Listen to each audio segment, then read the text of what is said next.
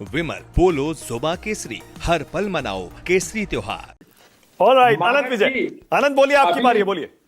जी, मैं सिर्फ ये कहना चाह रहा हूं कि अभी बहुत सारी ऐसी चीजें बोली गई जिसका कोई आधार नहीं है। एकदम मतलब जिसको कहते हैं आप पूर्वग्रह से ग्रसित होकर अगर किसी की प्रशंसा करने का ठान लेते हैं तभी ऐसा होता है। और हमने पूर्व में भी ऐसा देखा है। मुझे याद पड़ता है जब राहुल गांधी ने सूट बूट की सरकार का जुमला संसद में फेंका था तो इसी तरह लोग लहालोट हो रहे थे। ओहो, राहुल गांधी ने क्या डायलॉग मारा है और आज क्या बोला। राहुल गांधी ने तो आज संसद में मजमा लूट लिया, आदि आदि बहुत सारे विशेषण को लगा के उनके साथ बोला था और ये हमने सुना था। कुछ उसी तरह की चीजें मुझे आज दिखाई पड़ रही हैं आपके चैनल पर जब डिबेट हो रही है तो मुझे उसके बाद क्या हुआ, उसके बाद 2019 का चुनाव हुआ जिसमें भारतीय जनता पार्टी को 303 सीटें मिली। तो राहुल गांधी हर सीजन में एक इस प्रकार की बातें करते हैं और अभी मैं उनके भाषण की बात भी करूंगा जिसमें उन्होंने आधारहीन और जुमलेबाजी की है जिसमें उनको बिल्कुल ज्ञान नहीं है इंटरनेशनल लॉ का और इस ट्रेड डील का। और जो जिसने भी उनका भाषण लिखा है उसने बहुत सतही तरीके से उनका भाषण लिख के उनको ब्रीफ किया है।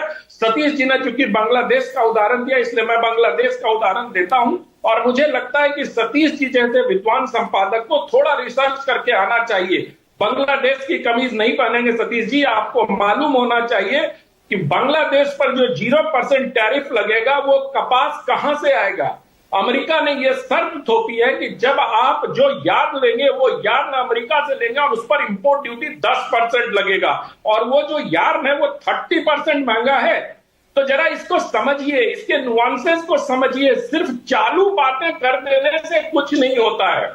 चालू बातें करना बहुत आसान है, उससे जनता को भरमाना भी बहुत आसान है, लेकिन जनता बहुत समझती है क्योंकि ये सारे फैक्ट ग्लोबल विलेज होने के बाद सारे फैक्ट अवेलेबल है। रुक जाइए, उंगली नीचे रखिए। अभी मैंने उंगली नहीं उठाई थी जब आप बोल रहे थे। तो मैं अभी दूसरी बात कहना चाहता हूं एक और। अभी थोड़ी देर पहले बहुत सारी उंगलियां उठ रही हैं, मैं देख रहा हूं। अभी सब लोगों ने कहा कि लोकसभा स्पीकर ने कहा प्रधानमंत्री की जान को खतरा है। मैं ऐसा बोलने वाले सारे लोगों को चुनौती देता हूं कि वो एक बार उस भाषण को देखें। उन्होंने कहा था कि कुछ अप्रत्याशित घट सकता है, जान के खतरे की बात कभी नहीं बोली गई। लेकिन विपक्ष क्या है? विपक्ष तो विपक्ष है, झूठ फैलाने के लिए जान का खतरा बता दिया। भाटी जी तो उस पर चले गए कि जो लोग क्या प्रधानमंत्री मजबूती की बात करते थे उनको अपनी जान का खतरा है। मतलब बेसिर पैर की आधारहीन बातें बोली जा रही हैं। यही मुझे लगता है कि विपक्ष को जिम्मेदारी पूर्वक तथ्यों के आधार पर बात करनी चाहिए।